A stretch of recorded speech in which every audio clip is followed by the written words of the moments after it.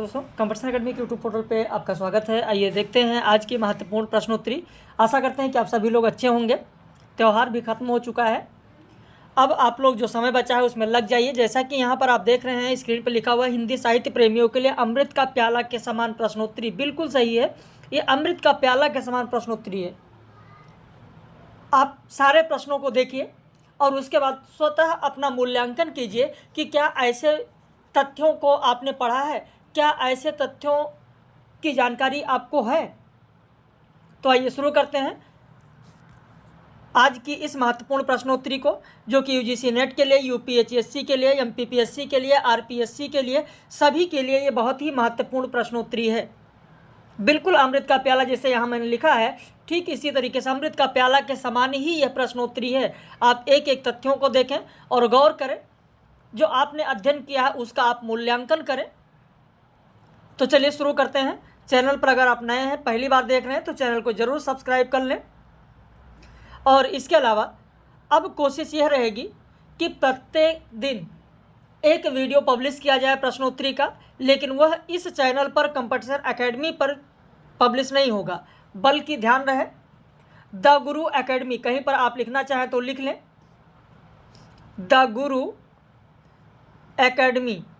The Guru academy YouTube पर जाकर आप सर्च करें, वहाँ पर द गुरु एकेडमी पर जो लोगो आपको कंपटीशन एकेडमी पर दिखेगा, ठीक वही लोगो द गुरु एकेडमी पर मिलेगा आपको। वैसे इस वीडियो के डिस्क्रिप्शन में हम लिंक दे देंगे द गुरु एकेडमी चैनल का, तो उसको सब्सक्राइब कर लीजिए और डेली उस पर एक वीडियो प्रश्नोत्तरी का पब्लिश किया जाएगा, इसी तरीके से जैसा कि यहाँ पर आप देखेंगे। तो चलिए शुरू करते हैं आज के इस महत्वपूर्ण वीडियो को। अपभ्रंश के 8 स्वरों में कौन शामिल नहीं था। अब यहाँ पर ई, ए, ई, ओ, औ दिया गया है, जिसमें से 1 2 2 5 3 4 1 3 5। इनमें से कौन सा है जो 8 स्वरों में शामिल नहीं था। अपभ्रंश में 8 स्वर थे, बाद में 2 स्वर आदिकाल में जुड़े, लेकिन अपभ्रंश में वह स्वर नहीं थे। वो कौन से हैं?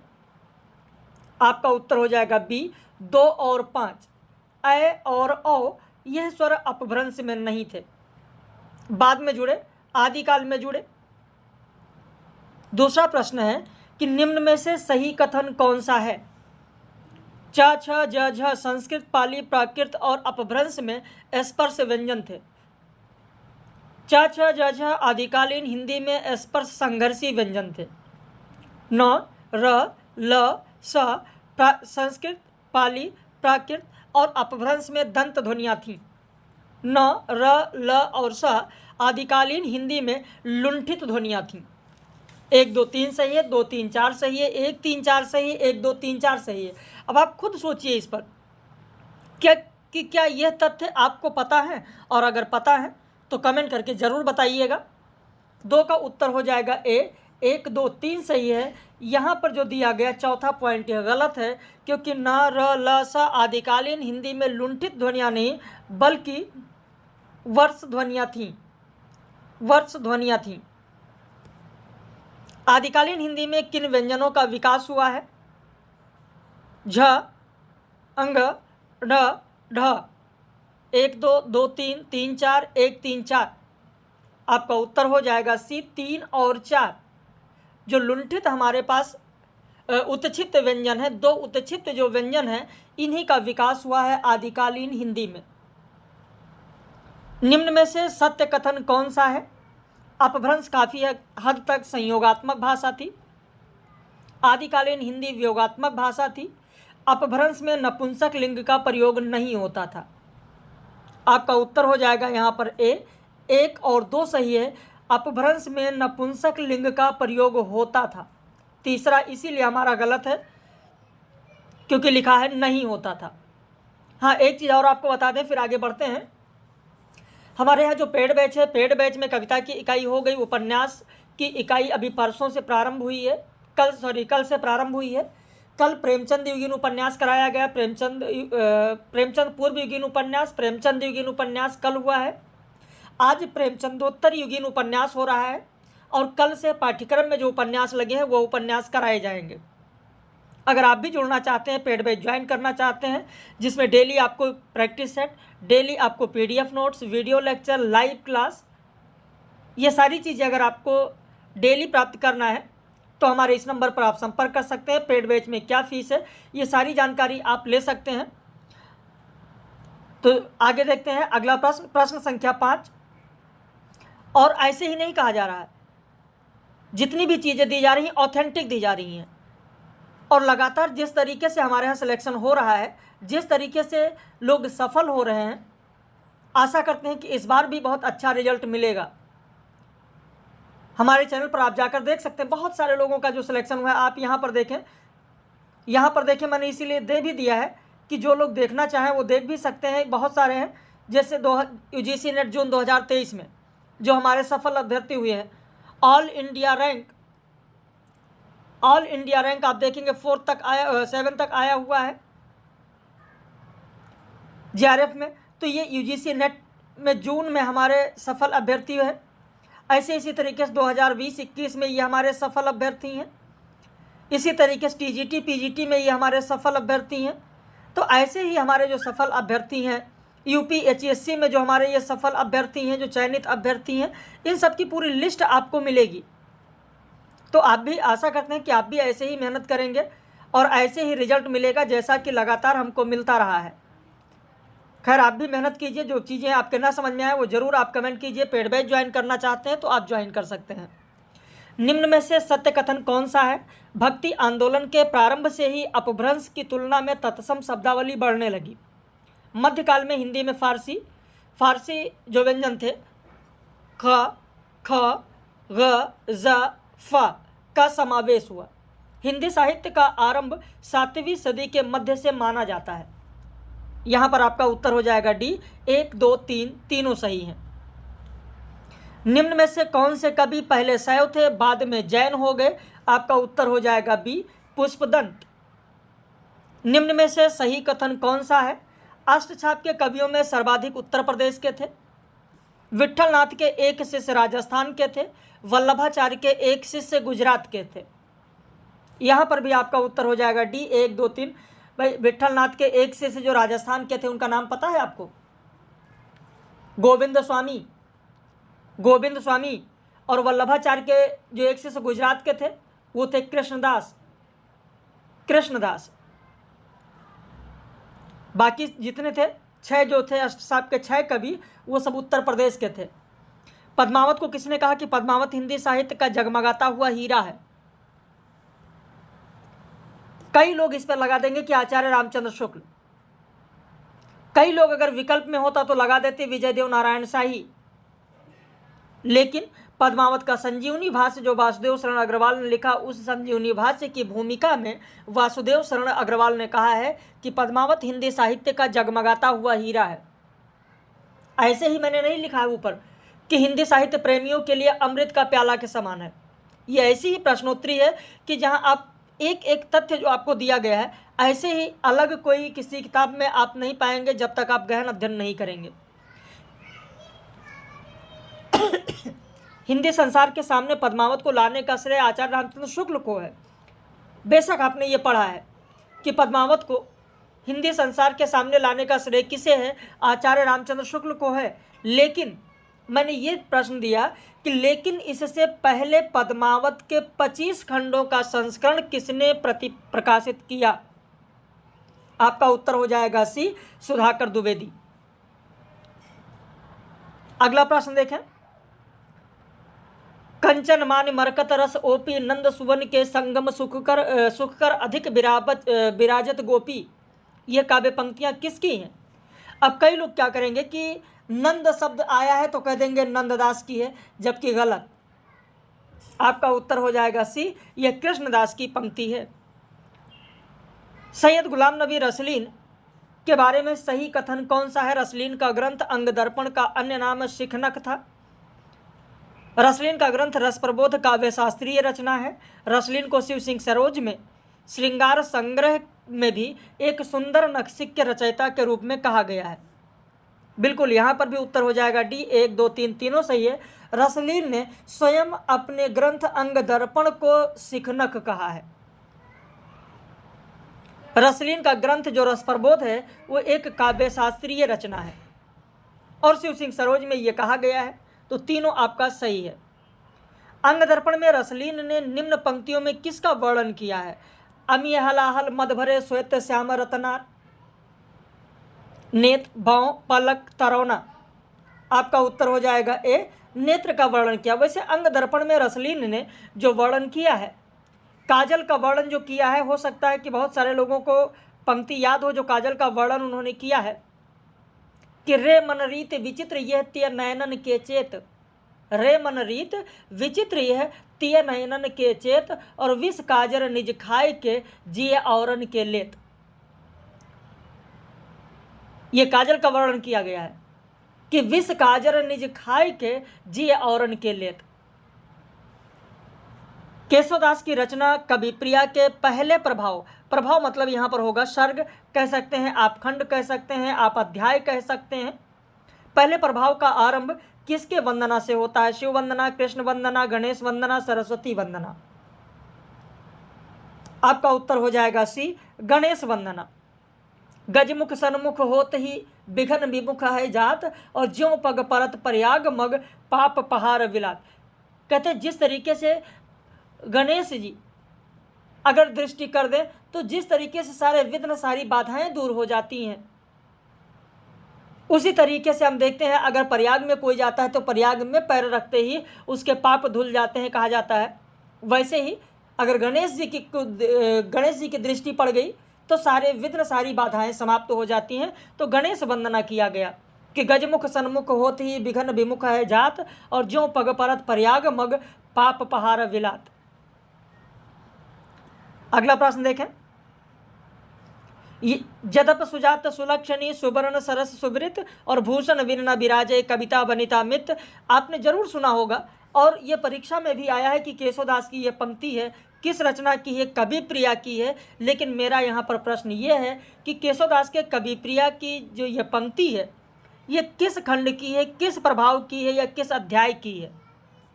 आपका उत्तर हो जाएगा डी, पांचवा प्रभाव। पांचवें प्रभाव में पहला ही दोहा है। काव्य अलंकार का जो वर्णन किया गया पांचवें प्रभाव में, उस पांचवें प्रभाव में काव्य अलंकार का पहला दोहा है कि जदप सुजात सुलक्षणी सुवर्ण सरस सुवृत भूषण विनना विराजे कविता बनिता मित। तुलसीदास की रचना जो बरवे रामायण है, वैसे इसकी कई प्रतियां मिलती हैं, लेकिन जो मान्य प्रति है उसके आधार पर प्रश्न यहाँ दिया गया है कि तुलसीदास की बरवे रामायण जिसमें कुल 7 कांड हैं, इसमें कुल छंदों की संख्या 69 है। किस कांड में सबसे कम छंद हैं? आपका उत्तर हो जाएगा लंका कांड में सिर्फ 1 छंद है। बाकी अरण्य कांड में आप देखेंगे 6 छंद है। उत्तर कांड में आप देखेंगे सबसे अधिक 27 है। अयोध्या कांड में आप देखेंगे 8 है। इसी तरीके से बाल कांड में आप देखेंगे 19 है। किष्किंधा कांड में 2 है। सुंदर कांड में आप देखेंगे 6 है। तो कुल 7 कांड में कुल कितने छंद हैं वो यहाँ पर दिया गया। हिंदी प्रदीप पत्रिका के बारे में सही कथन कौन सा है? इस पत्र का विमोचन भारतेंदु हरिश्चंद्र ने किया। इस पत्र का प्रकाशन 1877 में प्रयाग से होता है। इस पत्र का प्रकाशन लगातार 33 वर्षों तक होता रहा। इस पत्र में मदन मोहन शुक्ल के कविता बम क्या है प्रकाशित हुई, जिससे ब्रिटिश सरकार ने 3000 रुपये का जुर्माना लगाया और पत्रिका बंद हो गई। अब यहाँ पर 1 2 3 2 3 4 1 3 4 1 2 3 4। अब कई लोग यहाँ पर लगाएंगे 2 3 4, गलत है। इस पत्र का विमोचन, यहाँ पर उत्तर होगा ए 1 2 3। अब आप कहेंगे 1 2 3 कैसे सही सर? इस पत्र का विमोचन भारतेंदु हरिश्चंद्र ने किया। मैंने संपादक नहीं पूछा है। अगर संपादक हम पूछते आपसे तो इसके संपादक हैं बालकृष्ण भट्ट, बालकृष्ण भट्ट। और जब तक ये 33 वर्षों तक पत्रिका प्रकाशित होती रही तब तक संपादन कार्य बालकृष्ण भट्ट ही करते रहे, लेकिन इसका विमोचन भारतेंदु हरिश्चंद्र ने किया। 1877 में प्रयाग से शुरू हुई, लगातार 33 वर्षों तक होता रहा। चौथा इसलिए गलत है क्योंकि माधव शुक्ल, मोहन शुक्ल नहीं, मदन मोहन शुक्ल नहीं, बल्कि माधव शुक्ल की कविता है बम क्या है। माधव शुक्ल, कहीं पर लिखना चाहें तो लिख लें। माधव शुक्ल की कविता बम क्या है जब इसमें प्रकाशित हुई तो ब्रिटिश सरकार ने इस पर 3,000 रुपये का जुर्माना लगाया और बालकृष्ण भट्ट के पास इतने पैसे थे नहीं कि ये जुर्माना भरा जा सके। बहुत परेशान हुए और अंततः उनको यह पत्रिका बंद करनी पड़ी। तो 1, 2, 3 होगा, ध्यान रखिएगा। तोड़ने ही होंगे मठ और गढ़ सब, यह पंक्ति मुक्तिबोध के किस रचना की है? अंधेरे में चांद का मुंह टेढ़ा है, ब्रह्म राक्षस, मैं उनका ही होता। तो उत्तर हो जाएगा आपका ए, अंधेरे में। अगला प्रश्न है कि विष्णु प्रभाकर ने 3 खंडों वाली रचना आवारा मसीहा लिखना किस वर्ष प्रारंभ किया? कुल 14 वर्षों में इन्होंने इस रचना को लिखा। 1973 में इन्होंने पूरा किया और लिखना शुरू किया 1959 में। 1959 में लिखना शुरू किया था। काला जल उपन्यास के लेखक कौन है? आपका उत्तर हो जाएगा यहां पर गुलशेर खां सानी। निम्न मनोविश्लेषणवादी शैली के उपन्यासकारों का जन्मकाल के अनुसार सही क्रम क्या होगा? जिसमें इलाचंद जोशी, जैनेन्द्र अग्गे और डॉक्टर देवराज दिए हैं। उत्तर हो जाएगा ए, 1, 2, 3, 4। इलाचंद जोशी का 1902 में है, जैनेन्द्र का 1905, अग्गे 1911 और डॉक्टर देवराज 1917। हजारी प्रसाद द्विवेदी के उपन्यास कौन से? बाणभट्ट की आत्मकथा, चारुचंद्रलेख, पुनर्नवा। तो उत्तर हो जाएगा आपका डी, 1, 2, 3।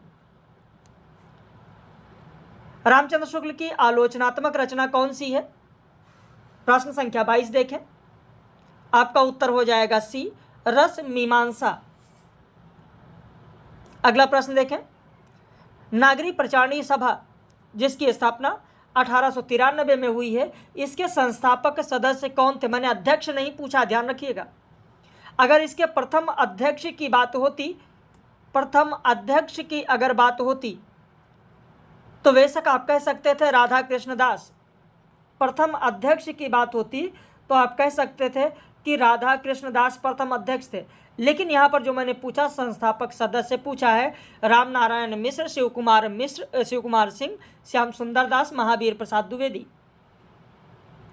आपका उत्तर हो जाएगा ए, 1, 2, 3।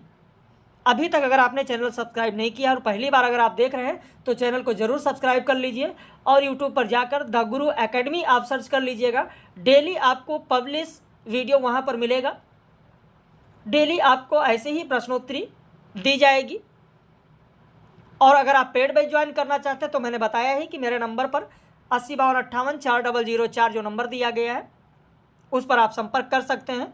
यहाँ पर नंबर मैंने बताया है, ये देखिए लिखा हुआ है, स्क्रीनशॉट ले लीजिए या इसे लिख लीजिए या वीडियो रोक कर लिख लीजिए, जैसे भी लिखना चाहें आप लिख सकते हैं। चाहे आप MPPSC के लिए जुड़े हों, चाहे तैयारी कर रहे हों, UGC नेट के लिए हो, UPHSC के लिए हो, TGT PGT के लिए हो। निम्न में से साप्ताहिक पत्रिका कौन सी थी? बनारस अखबार, साहित्य संदेश, हिंदी वंगवासी। यहाँ पर कहा गया है कि साप्ताहिक पत्रिका, मासिक नहीं पूछी गई है, ध्यान रखना। साप्ताहिक पत्रिका की बात हुई कि इसमें से साप्ताहिक पत्रिका कौन सी है? आपका उत्तर हो जाएगा 1 और 3, बनारस अखबार और हिंदी वंगवासी।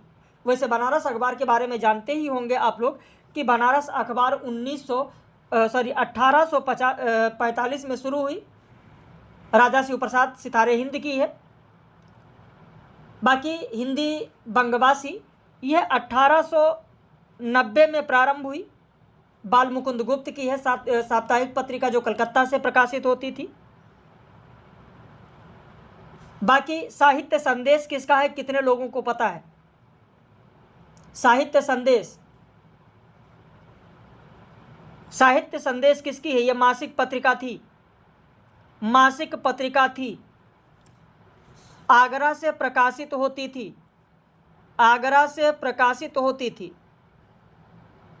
1937 से प्रकाशन इसका शुरू हुआ। अब आपको बताना है कमेंट करके कि साहित्य संदेश पत्रिका किस किस के संपादक कौन थे।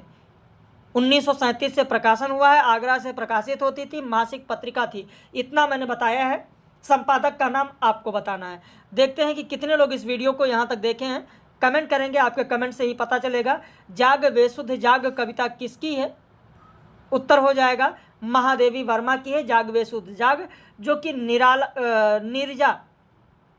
नीरजा में संकलित है, नीरजा में संकलित है। जाग वे सुध जाग, नीरजा संग्रह, नीरजा संग्रह में यह संकलित कविता है। तो इस तरीके से मैंने आपको 25 प्रश्न दिया और ईश्वर से प्रार्थना करते हैं कि जिस तरीके से यूजीसी नेट जून 2023 की परीक्षा में हमारे जो ये सफल अभ्यर्थी रहे हैं, आप भी इसी तरीके से सफल हों और आगे बढ़ें। इसी तरीके से हमारे जो अभ्यर्थी 2020-21 में हुए हैं, सफल हुए हैं, इसी तरीके से आप भी मेहनत करिए और सफल हुए। जैसे हमारे जीआरएफ क्वालिफाई कैंडिडेट जो पहले के हैं, टीजीटी पीजीटी के जो कैंडिडेट हैं, आप भी इसी तरीके से सफल होइए, आगे बढ़िए। और अगर आप जुड़ना चाहते हैं, पूरा बैच ज्वाइन करना चाहते हैं, तो हमारे इस नंबर पर आप व्हाट्सएप करके सारी जानकारी ले सकते हैं। हम लोग फिर मिलेंगे द गुरु एकेडमी पर कल ऐसे ही 25 प्रश्नों के साथ। तो डेली 25 प्रश्न आपको द गुरु एकेडमी पर मिलता रहेगा। डिस्क्रिप्शन में मैं लिंक दे दूंगा, वहाँ पर जाकर आप उस चैनल को देख सकते हैं, सब्सक्राइब कर सकते हैं।